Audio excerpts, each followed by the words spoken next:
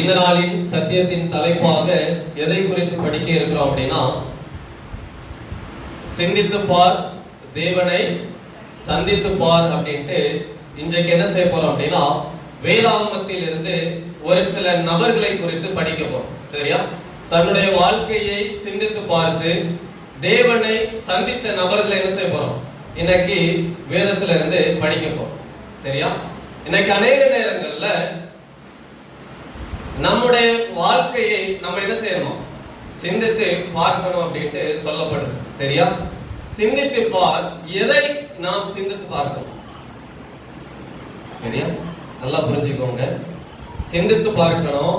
நம்ம எதை சிந்தித்து பார்க்கணும் அப்படின்னு பார்த்தோம் அப்படின்னா, இன்றைக்கு இந்த உலகத்துல அநேகர் சொல்லுகிற கருத்து என்ன அப்படின்னா, ஆண்டவர் என்கிறவர் இந்த உலகத்துல இல்ல, தேவன் என்கிறவர் இந்த உலகத்துல இல்ல, அவர் இருந்தும் அநேகர் அலட்சியப்படுத்தி, அவர் இருந்தும் அநேகர் அவரை ஏற்றுக்கொள்ளாமல், அவர் இருந்தும் அநேகர் அவரை மறுதலித்து, நான் எந்த நிலைமையில் இருக்கிறேன் என்பதை சிந்தித்து பார்க்காமல் இன்றைக்கு அநேகர் இந்த உலகத்தில் என்ன செய்யறாங்க, இருக்கிறார்கள்.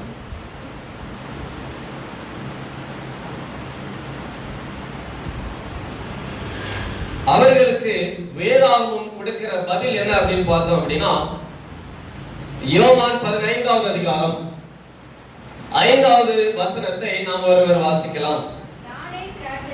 நானே திராட்சை செடி, ஒருவன் என்னிலும் நான் அவனிலும் நிலைத்திருந்தால் அவன் மிகுந்த கனிகளை கொடுப்பான். என்னை அல்லாமல் உங்களால் ஒன்றும் செய்யக்கூடாது. சரி, அவர்களுக்கு வேதாகமம் கொடுக்கிற பதில் என்ன அப்படின்னு பார்த்தோம் அப்படின்னா, நான் இல்லை என்றால் உங்களால் ஒன்று கூட என்ன செய்ய முடியாது. சரியா? தேவன் இல்லை என்று சொல்கிறவர்கள், அவரை ஏற்றுக்கொள்ளாதவர்கள், அவரை மறுதலிக்கிறவர்கள், அவரை நம்பாதவர்களுக்கு வேதாகமம் சொல்லுகிற பதில் என்ன அப்படின்னா, நான் இல்லை என்றால் உங்களால ஒண்ணு என்ன செய்ய முடியாது அப்படின்ட்டு தேவன் சொல்றார். அப்படி என்றால் இந்த உலகத்துல தேவன் என்ன செய்யறார், இருக்கிறார். அவர் இல்லை என்றால் நம்முடைய வாழ்க்கை எப்படிப்பட்டதாக இருக்கும் என்று நாம் யோசித்து பார்த்தோமே என்றால், நிச்சயமாக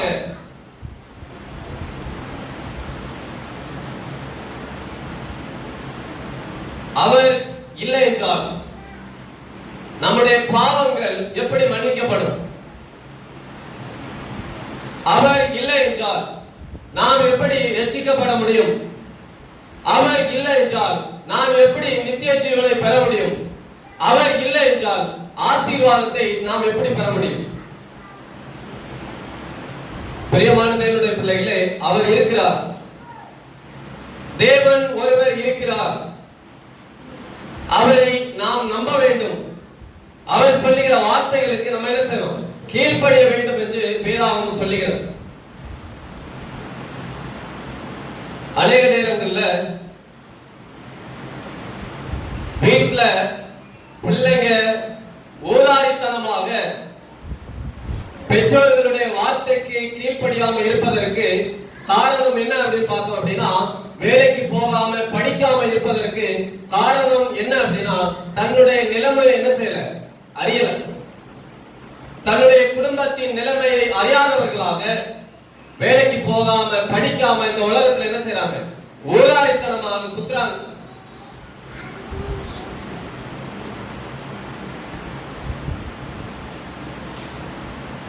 உடம்பு சரியில்லாம இருக்குது, மருத்துவமனைக்கு போகாம இருந்தோம் அப்படின்னா நம்ம நிலைமை என்ன ஆகும்? உடம்பு சரியில்லை, மருத்துவமனைக்கு போகல, அதுக்கான மருந்து எடுக்கல அப்படின்னா என்ன நடக்கும்? இன்னும் அதிகமா உடம்பு சரியில்லாம போகும். வேற அது அநேக பாதிப்புகள் என்ன செய்யும், நம்முடைய சரீரத்துக்கு கொண்டு வரும். இப்ப எனக்கு உடம்பு சரியில்லை அப்படின்னா என் நிலைமையை நான் யோசிச்சு பார்க்கணும். எனக்கு இப்ப என்ன இருக்குது, காய்ச்சல் இருக்குது, என் நிலைமை இப்படி இருக்குது அப்படின்ட்டு என்னை நான் சிந்தித்து பார்க்கும் போது நான் எங்க போவேன்? ஹாஸ்பிட்டலுக்கு போவேன். என்ன நான் சிந்தித்து பார்க்காம உடம்பு சரியில்லை, பரவாயில்ல இருக்கட்டு, நான் அலட்சியத்தோடு இருந்தேனே என்றால் எனக்கு என்ன நடக்கும்? பிரியமான தேவனுடைய பிள்ளைகளே, ஆண்டவர் உங்களையும் என்னையும் குறித்து சொல்லுகிறது என்ன அப்படின்னா, நம் வாழ்க்கையை ஒவ்வொரு நாளும் நாம் சிந்தித்து பார்த்து யார்கிட்ட போகணுமா? தேவன்கிட்ட நாம் போகணும். அந்த தேவனை நாம் போய் சந்திக்கும் போது தேவனுடைய ஆசீர்வாதங்களை நாம் பெற்றுக் கொள்கிறோம் என்று வேதாகமம் சொல்லுகிறது. லூக்கா 19வது அதிகாரம் 3வது வசனத்தை நாம் வாசிக்கலாம். லூக்கா 19வது அதிகாரம் 3வது வசனத்தை நாம் வாசிக்கலாம்.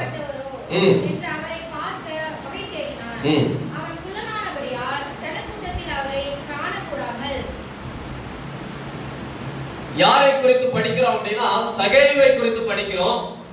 ஆண்டவரை சந்திப்பதற்கு முன்பாக அவனுடைய வாழ்க்கை எப்படி இருந்தது அப்படின்னா, பாவம் நிறைந்ததாக, மனிதர்களால் ஏற்றுக்கொள்ள முடியாமல், அவனை கண்டாலே எல்லாரும் ஓடி போயிடுவாங்க, யாருக்கும் அவனை பிடிக்காது, அவன் சொல்லுகிறத யாரும் கேட்க மாட்டாங்க, அவனை பார்த்து முறுமுறுத்தாங்க. இப்படி அநேக காரியங்கள். அவன் தேவனை சந்திப்பதற்கு முன்பாக பாவத்தில் விழுந்தவனாக பாவத்தை செய்து கொண்டிருந்தான்.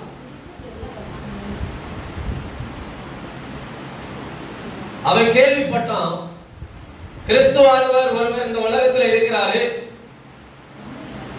அவரால முடியாத காரியம் இந்த உலகத்துல ஒண்ணுமே இல்லை என்பதை அவன் சிந்தித்த போதே, நான் என் ஆண்டவர் என்ன செய்யணும், எப்படியாவது பார்க்கணும் அப்படின்ட்டு யோசிச்சான்.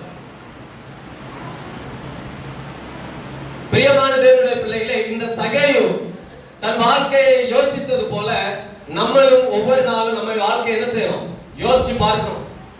நான் எந்த நிலைமையில இருந்தேன், ஆண்டவர் இப்ப என்ன எவ்விதமாய் ஆசீர்வதித்து வைத்திருக்கிறாரு,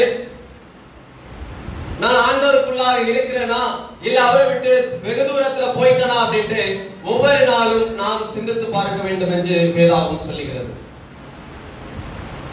அவன் யோசிச்சு பார்த்தான், ஏன் எல்லாரும் என்ன வெறுக்கிறாங்க, நான் என்ன பாவம் பண்ணிட்டேன், யாரும் என்கிட்ட பேச மாட்டேங்கிறாங்க அப்படின்ட்டு தன்னுடைய நிலைமையை அவன் அறிந்தான்.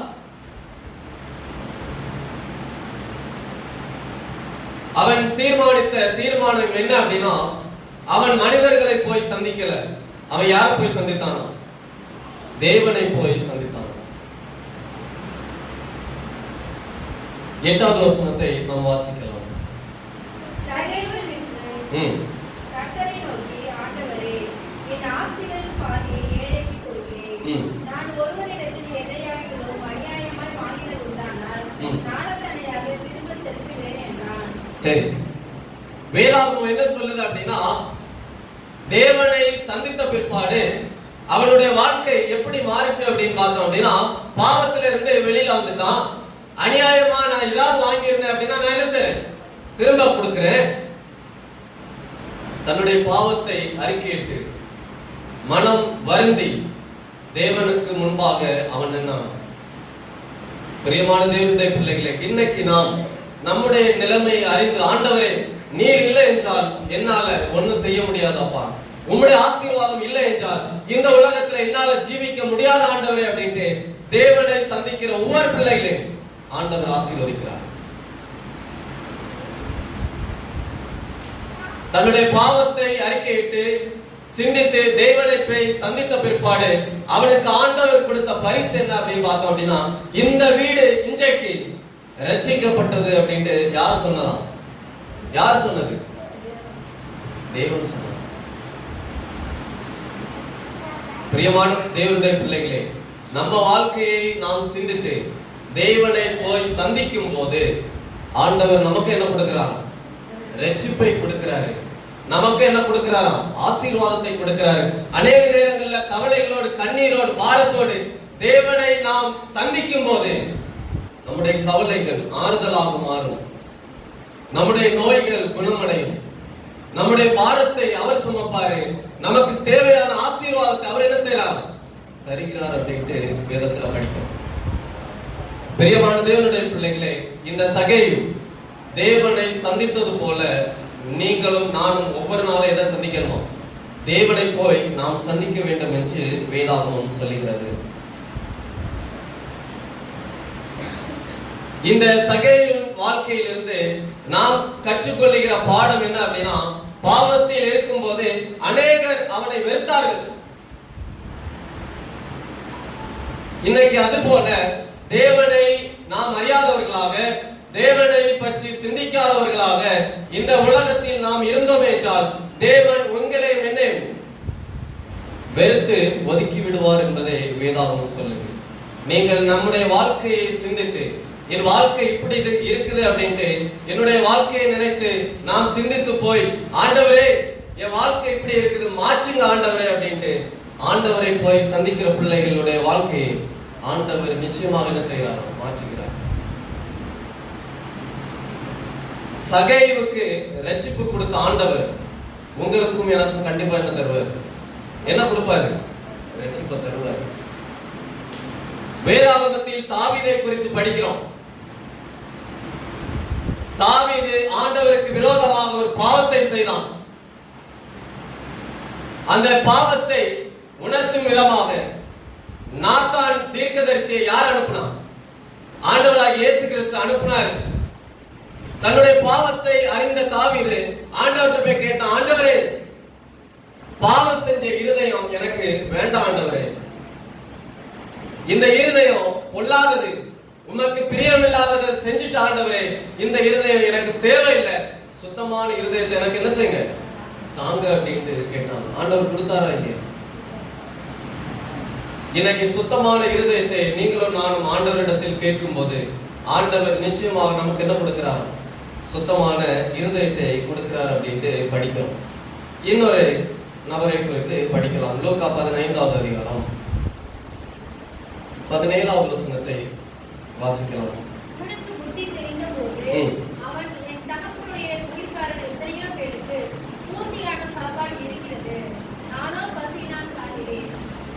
சரி, இந்த லூக்கா 15வது அதிகாரத்துல கெட்ட குமாரன் என்று சொல்லப்படக்கூடிய கதை என்ன செய்யறோம்? உவமையை நாம் படிக்கிறோம்.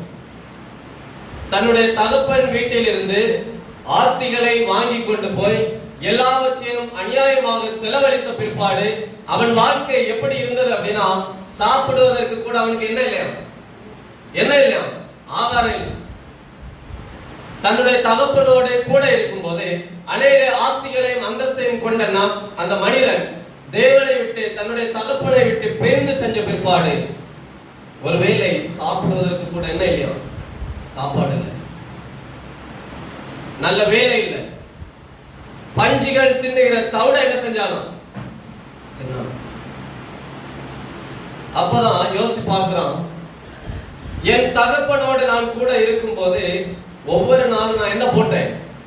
புது புது ஆடைகளை போட்டேன். என்னுடைய தகப்பனோடு கூட இருக்கும் போது ஒவ்வொரு நாளும் என் சாப்பாடு அழகா வித்தியாசமா எவ்வளவு சாப்பாடு என் கண்ணுக்கு முன்னாடி இருந்தது. தன்னுடைய நிலைமையை சிந்தித்து பார்த்தான். தன்னுடைய நிலைமையை சிந்தித்து பார்த்த மகன் தன்னுடைய தகப்பனை நோக்கி ஓடினான். பிரியமான தேவனுடைய பிள்ளைகளே, இன்னைக்கு ஒருவேளை இந்த உலகத்தில் இந்த மகனை போல தகப்பனை விட்டு வெகு தூரத்தில் சென்றவர்கள், அல்லது தகப்பன் சொன்ன வார்த்தைக்கு கீழ்ப்படியாமல் இந்த உலகத்திலே பாவத்திலே விழுந்து யாராவது இருப்பீர்கள் என்றால், நீங்கள் தேவனை நோக்கி ஓடும் போது உங்களுடைய தகப்பன் உங்களை என்ன செய்யறார்? ஆசீர்வதிக்கிறார் அப்படின்ட்டு படிக்கிறோம். சரியா? 15வது அதிகாரம் 22, 23, 24 ஆகிய 3 வசனங்களை நாம் வாசிக்கலாம். அப்பொழுது தகப்பன் தன் ஊழியக்காரரை நோக்கி, உங்கள் உயர்ந்த வஸ்திரத்தை கொண்டு வந்து இவனுக்கு உடுத்தி, இவன் கைக்கு மோதிரத்தையும் கால்களுக்கு பாதரட்சைகளையும் போடுங்கள். கொழுத்த கன்றை கொண்டு வந்து அனுப்புங்கள். நாம் புசித்து சந்தோஷமாய் இருப்போம். என் குமாரனாகிய இவன் மரித்தான், திரும்பவும் உயிர்ப்பித்தான், காணாமல் போனான், திரும்பவும் காணப்பட்டான். சரி, போதும். சரியா? வேதவசனம் என்ன சொல்லுது? என்னை விட்டு பிரிந்து செஞ்ச பிற்பாடு சாப்பாடு இல்லாம கஷ்டப்பட்ட, பன்னிகள் தின்னுகிற தவிடனி தின்ன உன்னுடைய நிலைமையை நீ அறிந்து தேவனிடத்திற்கு போகும்போது அவருடைய தகப்பன் எல்லாம் கொடுத்தாரு. பாத்தீங்களா? சாப்பாடு இல்லாம பஞ்சிகளுடைய தவிட்ட தின்னவன் இன்னைக்கு அவனுடைய வீட்டுல ஆண்டவர் என்ன கொடுத்தாரு? அவனுக்கு பெரிய விருந்து கொடுத்தாராம். கைகளுக்கு கால்கள்ல கழுத்துல எல்லாம் செயின் மோதிரங்கள் எல்லாம் போட்டு அவனை அழகு பார்த்தார். அழகான ஆடைகளை கொடுத்தார் அப்படின்ட்டு வேதத்துல படிக்கிறோம். பிரியமான தேவனுடைய பிள்ளைகளே, தேவனை நோக்கி ஓடுகிற பிள்ளைகள், அவர்களுக்கு ஆண்டவர் வாழ்க்கையில் தேவைப்படுகிற எல்லா தேவைகளையும் அவர் என்ன செய்யறார்? கொடுக்கிறார். அது உணவா இருக்கலாம், அது இருப்பிடமா இருக்கலாம், அது மனிதனுடைய தேவைகள் எதுவாக இருந்தாலும் சரி, நீங்கள் நம்மளுடைய நிலைமையை அறிந்து தேவனை நோக்கி போகும்போது, தேவனை நோக்கி சிந்தித்து பார்க்கும் போது ஆண்டவர் உங்களுடைய வாழ்க்கை என்ன செய்யறார்? ஆசீர்வதிக்கிறார். இந்த கெட்ட குமாரனை ஆசீர்வதித்த ஆண்டவர் உங்களை ஆசீர்வதிக்க மாட்டாரா? இல்ல நம்மள ஆசீர்வதிக்க மாட்டாரா? யோசிச்சு பாருங்க. பிரியமான தேவனுடைய பிள்ளைகளே, இன்னைக்கு அநேக நேரங்கள்ல பஞ்சிகளுடைய தவிட்டை தின்ன மகனை போல இந்த பாவத்துல சாத்தானுக்கு அடிமையானவர்களாக பாவத்துல விழுந்து கஷ்டத்துல, பாரத்துல, நோய்கள்ல, கடன் பிரச்சனையில புரண்டுட்டே இருக்கிறோம். ஆண்டவரை நோக்கி நீங்களும் நாம என்ன செய்யணும்? ஓட வேண்டும். ஆண்டவரை நோக்கி ஓடுகிற பிள்ளைகளுக்கு ஆண்டவர் வாழ்க்கையில் தேவைப்படுகிற எல்லா ஆஸ்திகளையும் கொடுப்பதற்கு ஆயத்தமாக இருக்கிறார் என்று வேதாகமம் சொல்லுகிறது. இன்னொரு காரியத்தை குறித்து படிக்கலாம். லூக்காவின் புஸ்தகம் 23வது அதிகாரம் 41, 42வது வசனத்தை நாம் வாசிக்கலாம். நியாயப்படி தண்டிக்கப்படுகிறோம். நாம் நடப்பிக்கத்தக்கவைகளுக்கு தக்க பலனை அடைகிறோம். இவரோ தகாதவர் என்பதையும் நடப்பிக்கவில்லை என்று அவனை கடிந்து கொண்டு இயேசுவை நோக்கி, ஆண்டவரே, நீர் உம்முடைய ராஜ்யத்தில் வரும்பொழுது அடியேனை நினைத்தருளும் என்றார். சரி, முதல் பாடம் என்ன படிச்சோம் அப்படின்னா, ஆண்டவரை தேடுகிற பிள்ளைகளுக்கு ஆண்டவர் ரட்சிப்பை கொடுக்கிறாரு. ஆண்டவரை தேடுகிற பிள்ளைகளுடைய இருதயத்தை ஆண்டவர் புதுப்பிக்கிறாரு. இப்ப என்ன படிச்சோம் அப்படின்னா, ஆண்டவரை தேடுகிற பிள்ளைகளுக்கு அவர்களுடைய வாழ்க்கையின் எல்லா தேவைகளையும் என்ன செய்யறார்? சந்திக்கிறார். சரியா? கடைசியில என்ன கொடுக்கிறார் அப்படின்னு பார்த்தோம் அப்படின்னா, ஆண்டவராய் இயேசு கிறிஸ்துவை சிலுவையில் அறையும் போது அவருக்கு பக்கத்துல 2 கள்ளன் இருந்தாங்க. சரியா? ஒருத்தன் வலது பக்கம், ஒருத்தன் இடது பக்கம் அப்படின்ட்டு 2 பேர் இருந்தாங்க. ஒருவன் தன்னுடைய பாவத்தை அறிந்து ஆண்டவரிடத்துல யோசிச்சு பார்த்தானா, நான் செஞ்ச பாவத்துக்கு நான் என்ன செய்றேன்? தண்டனை அனுபவிக்கிறேன். தன்னுடைய பாவத்தை அறிந்து உணர்ந்தவனாக தன்னுடைய நிலைமையை சிந்தித்து பார்த்து ஆண்டவர்கிட்ட ஒரு வார்த்தை சொன்னானா. என்ன சொன்னானா அப்படின்னு பார்த்தோம் அப்படின்னா, 43வது வசனத்தை 42வது வசனத்தை நாம் வாசிக்கலாம். இயேசுவை நோக்கி சரி போதும். தன்னுடைய நிலைமையை அறிந்தவனாக ஆண்டவர்கிட்ட கேட்டானா, ஆண்டவரே, நான் பாவம் செஞ்சேன், இப்ப பாவத்தை அறிக்கையிட்டு வெளியில வந்துட்டேன். ஆண்டவரே, நீங்க பரலோக ராஜ்யத்துக்கு வரும்போது என்ன கொஞ்சோண்டு நினைச்சிருங்க ஆண்டவரே அப்படின்ட்டு ஆண்டவர்கிட்ட கேட்டாங்க. ஆண்டவர் என்ன கொடுத்தாரு தெரியுமா? 43வது வசனத்தை நாம் வாசிக்கலாம். இயேசு அவனை நோக்கி,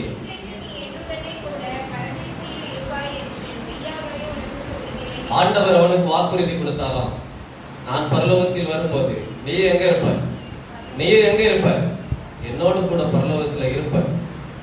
பிரியமான தேவனுடைய பிள்ளைகளை, உங்களுக்கும் எனக்கும் ஆண்டவர் சொல்லுகிறது, ஆண்டவரை தேடுகிற பிள்ளைகள் தன்னுடைய வாழ்க்கை இப்படி இருக்குது அப்படின்ட்டு சிந்தித்து தெய்வனை போய் சந்திக்கிற பிள்ளைகளுக்கு ஆண்டவர் பரலோக ராஜ்யத்தை என்ன செய்யறார்?